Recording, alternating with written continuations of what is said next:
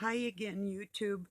Sorry for getting cut off. That's the way this phone is. Sometimes it works, sometimes it doesn't. So I'll tell you, peace and love. I love you right now in case it happens again. And if I get cut off mid sentence or something, I'll be back tomorrow.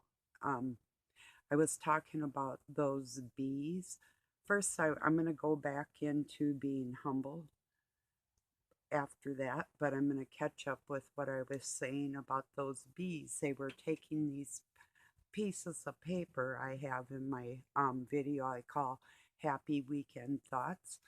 Um, that they were taking these pieces of paper and making tubes and putting them into tin cans, and we're told to hang them around in the garden for bees. First off, paper gets wet and it's not a good idea to have a bee crawling up into a tube of paper in a tin that can get hot out in the sun. And yes, bees do suffer from heat. Um, so that really, if you heard that before, isn't a good idea. And they even had like a taking a tin can and you can put sticks in there too. Still not a good idea. If you're going to make something out of wood, like if it were even a little wood box and you put sticks in there with a back and some kind of a little front, and um, they could go in there somehow, that might be okay if it were out of the sun. And or I mean, maybe not necessarily out of the sun then, but they'd be covered by the rain or different things. So that's just my thoughts on that. And I'm going to put that in the title because I don't think putting tin cans out hanging in your garden for bees to go in and potentially start making their honeycomb inside something that's structured with paper that's in a tin with aluminum and zinc, and that's a horrible, horrible, horrible idea. That's my outlook on that. I'm sure if anybody's ever kept bees or been around beekeepers, which I have, you'll probably agree with me. And I have friends over on Facebook that are beekeepers. I'm sure they'll agree with what I'm saying is true. In fact, I'm going to title this video um, that. And then on the bottom, I'm going to be talking some more about being humbled. Okay, have you ever been in a situation where you thought things were going good for you, but you just forgot who helped you make them go good? And then all of a sudden, you remember that that energy that was given to you was given to you by God and nobody else. I mean, if it was a good thing, you'd know the difference. Um, like I say, people's sorrows lead them a lot of times to just drop the whole conception of there even being a God or what we would typically call him. And Father really is the Spirit of God. That's the heart I carry. That's what I've always called him. But I do know, and this is from experience, and I'm telling you this for the betterment of yourself, to think that we're on that same level is a major fucking mistake. I'm just telling you that. If you've ever been on your high horse and got knocked down, well, you might think that it was Satan that knocked you down. Well, he'd probably be happy that you were knocked down, but it could also be because you didn't realize who put you up there to begin with. And to me, that's a big deal, you know. And I thought I better say something about it because I don't want to see anybody have any extra pains in their life that they really don't need, you know? So, anyway, so that's what I wanted to come back on here and talk about is being humble. Does it hurt us to be humble to the one who made us? You know, whether people think that Satan made the flesh, I disagree. This is all God's material. Satan may be controlling you in yours, but God controls mine. And I'm fully aware when Satan tries to get in on that too, you know, as far as making me think or do something that's not my nature, you know. So, yeah, I'm aware of that. Been for a very long time. So, I'm not perfect. No, I do have my temper that I've told people I'm keeping that. That's my protection when I've had to protect myself. Um, and I guess anger is a wrong word. It would be self-defense. You know, that part of me, I'm keeping my adrenaline up because I'm not letting somebody sneak attack any shit on me that has gotten me injured to the point of injuries that I haven't recovered from and can't barely even prove that I have. You know, don't I look kind of injured? Yeah, okay, whatever. You'd probably say no, but, or maybe you'd say, yeah, you kind of do. Look a little haggard there. Something must have happened. You know, how many times I had watched a video this morning about the narcissistic smirk. I was just talking about that. I think it was yesterday. How I had somebody I was really close to just that smirk, that evil smirk that there's no person with God in their heart could actually have a look like that. When you're in pain and you look over at somebody you're close to or you thought you were and you see that look, you won't forget it. You'll know that's what that is. So I don't smirk at people's pain, you know. Maybe if I'm the one that caused it, I might. If I actually went out of my way to do something to somebody, or if it was like funny or something, but it wouldn't be that sneering, evil, icky, it's hard to describe type of look that you get out of these people. The first time I remember seeing that, I was 4, and I was pretty mortified, you know. Uh, I'll never forget it, and I've seen it many times since then. That's the truth. So, yeah. But please, people, is it so hard to say that you're a child of God, that you are God's child? Is that so difficult? Is that so horrible? Is it easier for you to believe that Satan made you? You know, he might have had a hand in what's going on around here, but we're not his creations. Every one of us, were designed by God, and our souls are individually made by God and nobody else. So the original plan was to take people of influence that could help the Dark Cabal run this world the way they want it ran.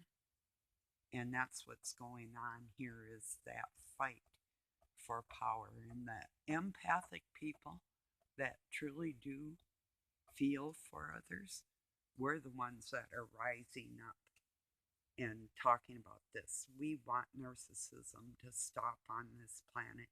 And it is a satanic cult of people that all think like a hive mind And we will have our day of reckoning with these, and they are creatures, you know.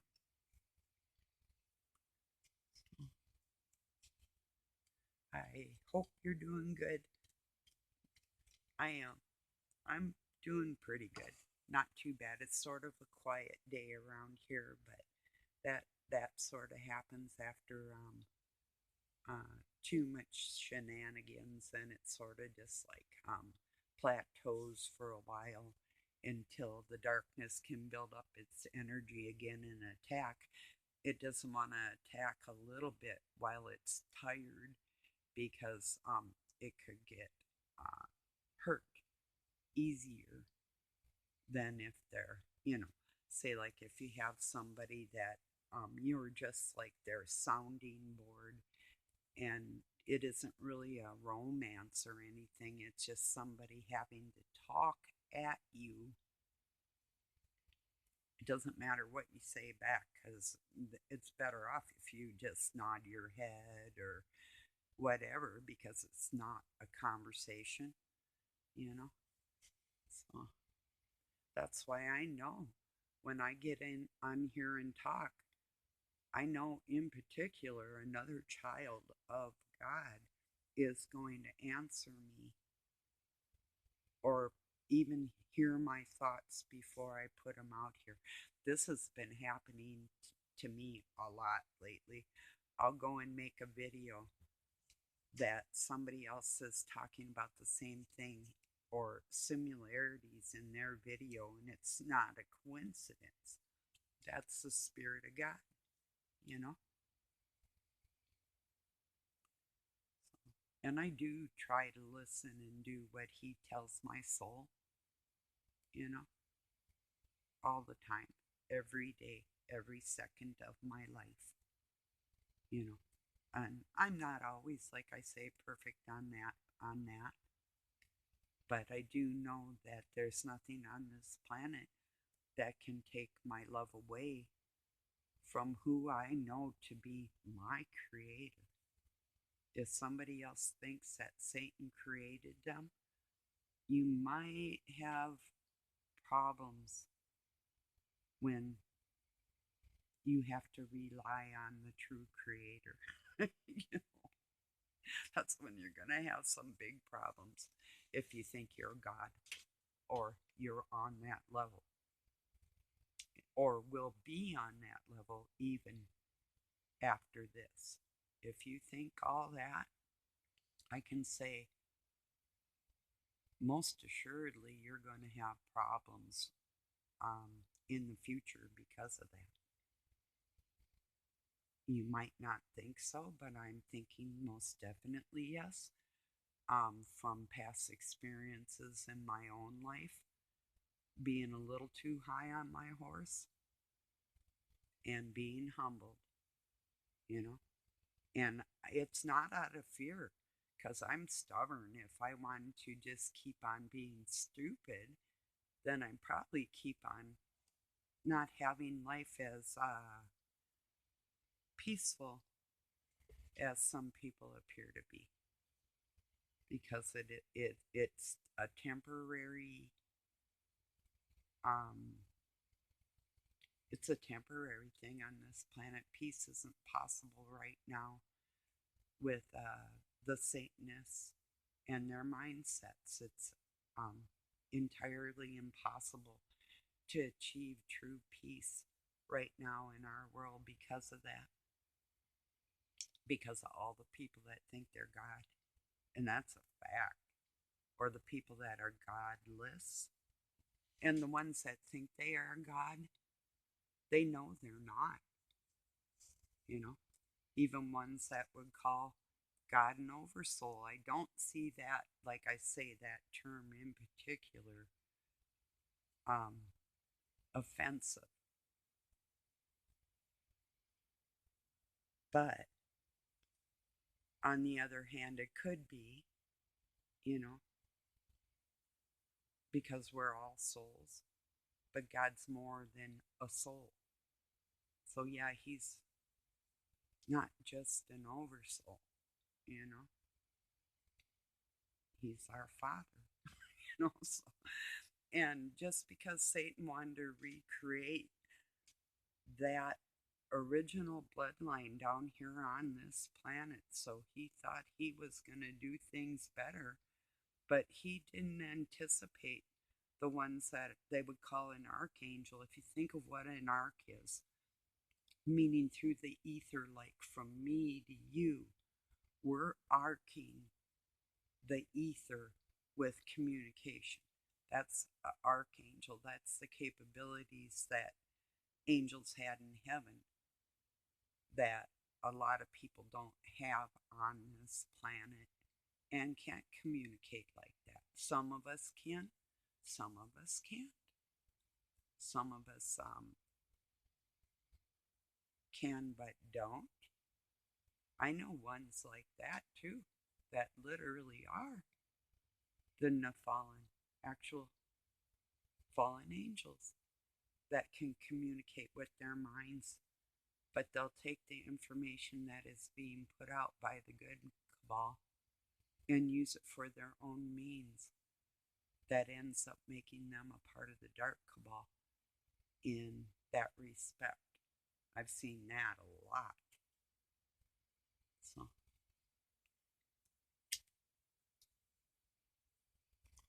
one more cigarette with you, or a little bit here, and I'll talk a little more. And so I think you know what I'm saying. So anyway, another defense against narcs. um, how was I going to put that? Let me think a minute. Narcissist, I guess, is a better way to say it, because in my day back, a narc was somebody that would help the cops do a drug bust. I lived next door to a sheriff that was an undercover narcotics agent, and he would, I knew when he was going to go do a bust because he would usually get on his Harley and do that. But if he was in his regular car or his wife's car, he had a Jeep and his wife had a little car, a little, oh, like a Honda Civic or something. If he had her car or his Jeep, I knew he probably wasn't going to go associate with people getting into the drug culture using his Harley as that. And he quit doing undercover narcotics agent stuff after one of his partners and another cop were sitting up off of a highway by them signs, you know, like an advertisement by the highway. They were sitting up underneath one of them, and somebody shot them both, shot both the sheriffs. So he quit doing the undercover stuff because his buddy that would do them with him was in the car and got killed. So his name was Gary Dold, and the guy that used to live next to me was a piece of crap, but his name was Gary. No, wait, now one was Gold and one was Dold. I think it was the Gold that lived next to me. Now I can't even remember, but their both names were Gary and their last names rhymed. You know, he was a creep. Yeah, I was 15. He was like coming on to me when his old lady was at work. What a creep. Nice cop, right? Anyway, one time he rode up on his horse and asked if I wanted to go horseback riding with him because I had my own. And I had just got through smoking a great big old doobie. In fact, I had most of it. It was big. I had most of it left, and I had it in my pocket while I'm talking to the sheriff that lived next door to me. So it was a trip. I did that another time. I was walking down the road And for some reason, I can't remember why this cop pulled up, and I was with my ex, and I took my doobie and I put it in my hand like that and shoved it in my pocket and was hoping the smoke wasn't coming out while we were talking. I tried to keep my arm behind my ex, and I didn't want to burn myself, but it did eventually go out while we all were talking. It's like, wow. And I think it was the only stuff that we had, too. That was the bummer of the whole thing. But yeah, we shouldn't have just been walking down the road smoking either. But that was in Missoula, Montana, a long time ago, like 77, I think, somewhere around in there. It was funny though. I might have gotten a whole lot of trouble in that state because there was two really bad states you didn't want to get busted with any kind of marijuana back in them days. And one was Texas and the other one was Montana. Texas was really bad. You know, you could get locked up for paraphernalia and never see the light of day again. That's how strict they were on that. So, well, everybody, I'm going to let you go. I just wanted to touch on that being humble thing. It is important to give honor to our Father and be gracious about it. There's no sense having to be humbled if you don't have to be. If you're already humble and you're grateful for your Father putting you on this planet, just think about your own parents and that although look like them, you're not them. And that gratitude within itself, whether we like them or not, you know, that's a part of being humbled, for God. That's a part of praising God for his creations and for loving us. It's a thing of love. It's honoring our mother and father. It's honoring our Father to address him with the respect that he deserves. That's my opinion about it, and I'm sticking to it. So, okay, everybody, thank you for joining me. I'll talk to you soon. Have a really nice night or day wherever you're at. Peace.